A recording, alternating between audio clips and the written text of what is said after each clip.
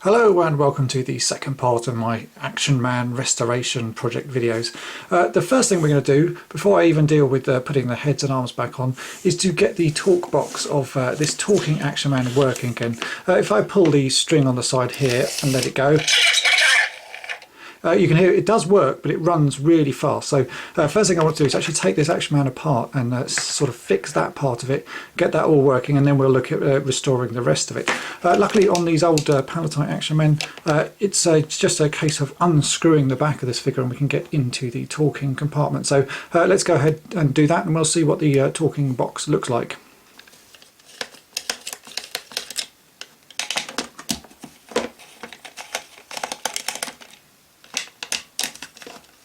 So I've removed the screws now, and this is going to be the first time I'm actually going to open this up. So I've never actually looked inside an Action Man before, so this will be new to me as well. Right, well that's immediately fairly straightforward. You can see that the legs and arms are easily removed, so that's great. I can put them to one side, and I can easily see now the bit of plastic that is broken that holds the neck on. Obviously fits over this pin here, so again that makes that nice and easy. And now we can see the talk box there. If I pull that again, so I can now go ahead and unscrew this, and we'll see what's behind this plastic panel here.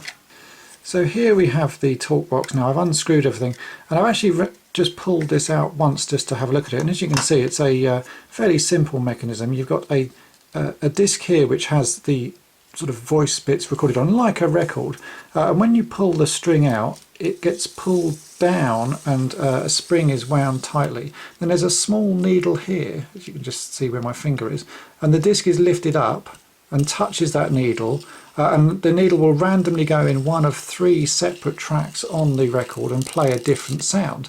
Now it won't play, you won't hear any sound because the sound generating sort of speaker part of it is on the front, well actually it's on the back part of the chest, and this little arm piece, or no, which part of it is? One part of this needs to touch onto this disc.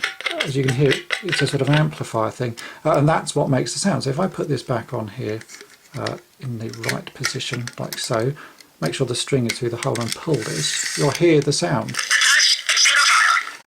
Actually what's happening is that the band that goes around the record disc here, you can see it's this white thing, stretches over time, and there is a sort of gear changer to this. There's on the bottom of this piece of plastic there's a white peg that can pull that piece of elastic tauter or looser, and you just have to move this metal spring here. You can see that you can ping it down under some pegs. So if I move it to one way, the disc will run faster, and if I move it the other way the disc will get slower. But unfortunately on this one the elastic band is stretched pretty badly, so even if I ping this right to the far end like this, that makes the band as taut as it can go on this setup so far. If I put this back together like so and run it, you'll see that it still runs fast.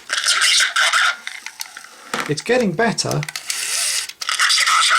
but it's still very fast. So I'm going to see if I can modify that spring or make it move a little bit further, just to make the running cord that goes around the disc even tighter, and hopefully that will slow it down a little bit more. So with a bit more fiddling and sort of tweaking of that control spring, you can see here that I've now got the spring in the furthest position over. It's pushing the little peg into this sort of rubber band and stretching that band as tight as it can go, and that has now limited the speed of the playback, and it's now pretty much correct. So if I just pull this cord again, that's pretty good actually. It's still a little bit off, but it's not too bad. So I'm going to go ahead and sort of roughly put this figure back together, because I'm actually going to have to take it apart again to put the head on. But for now I'm going to put this figure together and class the talking pod of that as being fixed.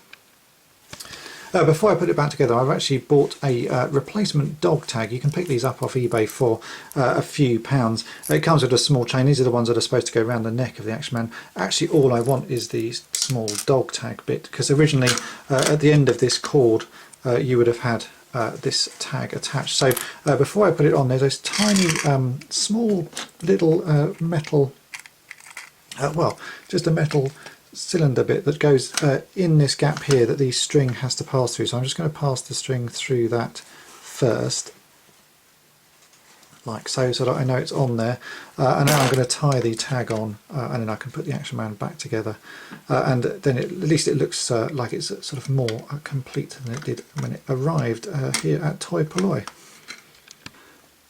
The next job on the list for this Action Man is to reattach his lower arm here. As you can see, it's been pulled off. I'm not quite sure how this has happened, but it has happened.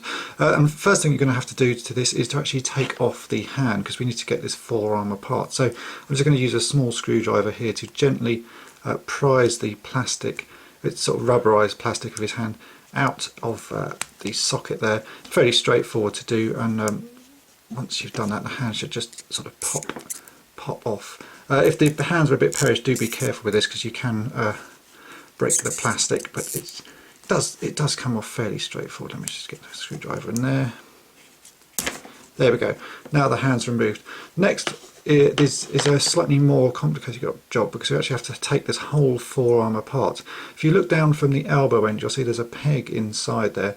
What we need to do is using a well, the sort of wrong end of a drill bit or something like that, that's the right size, push that in there, and then with a hammer hit down hard and it will pop this peg out.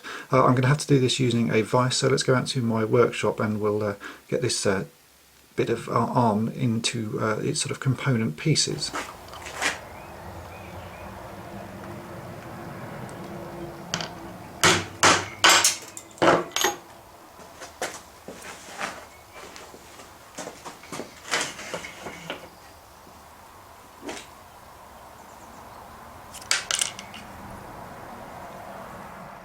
It takes a little bit of practice to be able to knock the central pin out, but it is possible. You have to be a little bit careful not to damage the plastic of the forearm. So I'm using a wooden vise, so it doesn't actually make any sort of marks on here, but if you're using a metal vise or something like that, do be a bit more careful. So now we have the sort of component parts of the arm. We can start putting it back together.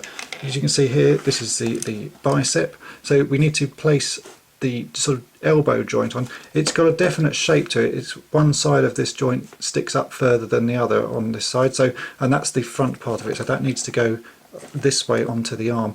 Getting this on again is a little bit fiddly, but it is possible. If you get one side of the joint on, like so, just it sort of forces into place, then the other side you can sort of twist the arm around,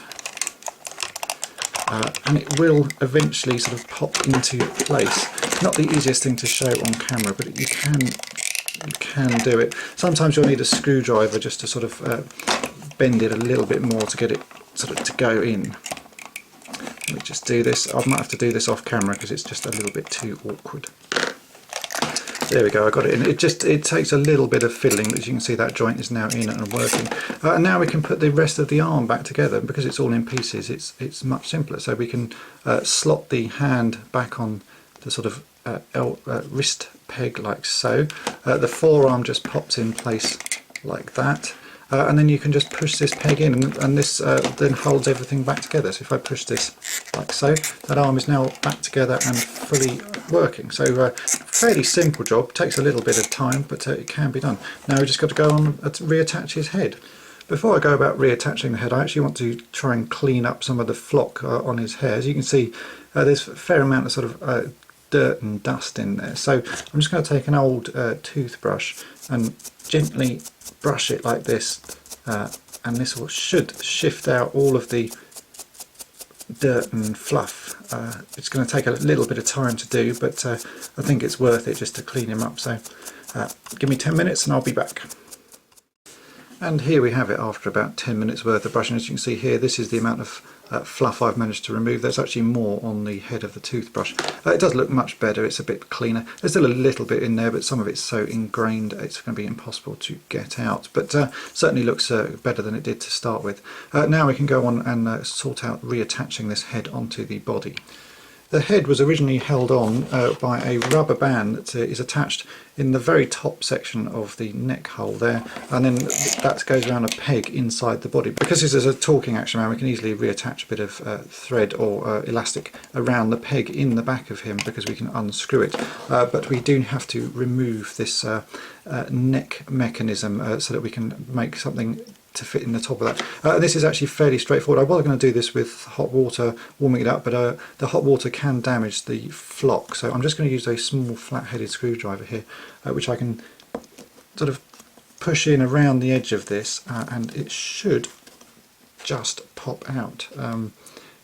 Takes a little bit of sort of prizing, but this will just pop out in the end. So it's almost wanting to go there.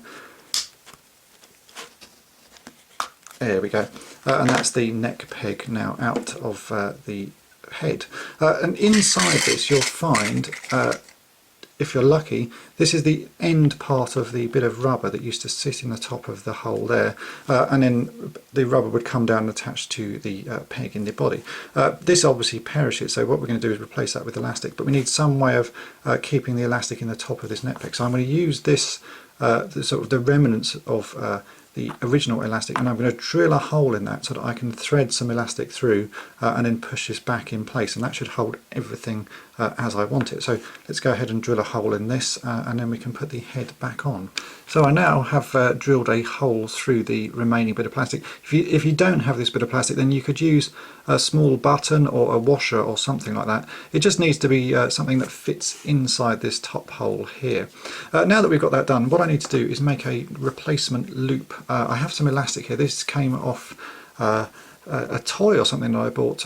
You'll previously know that I try and reuse as much stuff as I can rather than buying it, so you can generally get bits of elastic all over the place, and it's pretty good stuff, quite a lot of stretch to it. So what we need to do is we need to make a loop that's going to loop from the hook inside the Action Man head like that, and then go up to the top of the neck peg there. So it doesn't need to be particularly long, you actually want it fairly taut.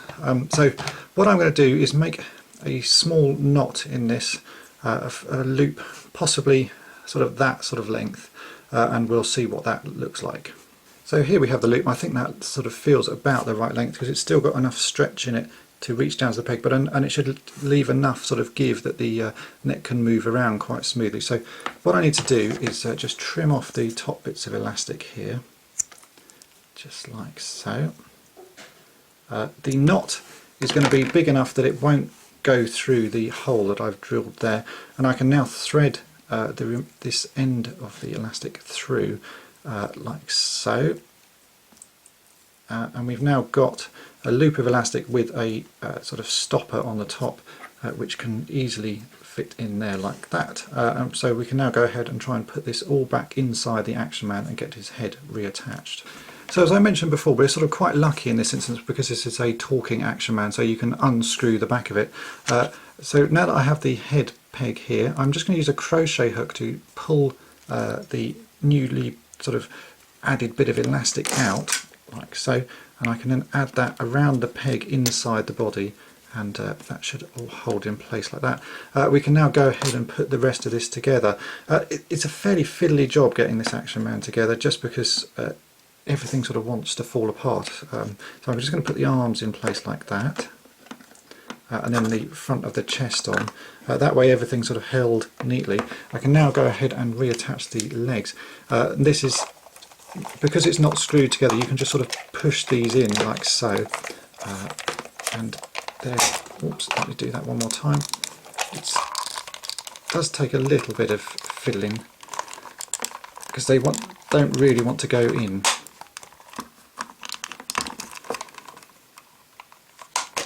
There we go, that's in. So I can now screw this together, and then we'll put the head back on the top of it. So now we have the neck sort of bit in place. As you can see, it's fairly well held on there. We can go ahead and reattach Action Man's head. So that's just a case of pushing this on it will clip back in place, and there we have, he's now back ready for action. As you can see, the head is pretty well held on there, and he's looking good. So that's the end of the second part of my Action Man restoration, where we've looked at the talking Action Man doll. Join me in part 3, and I'll go ahead and fix the sort of everyday Eagle Eyes Action Man, the one that doesn't have any extra mechanisms, and we'll have a different trouble fixing the head on that. So thanks for watching.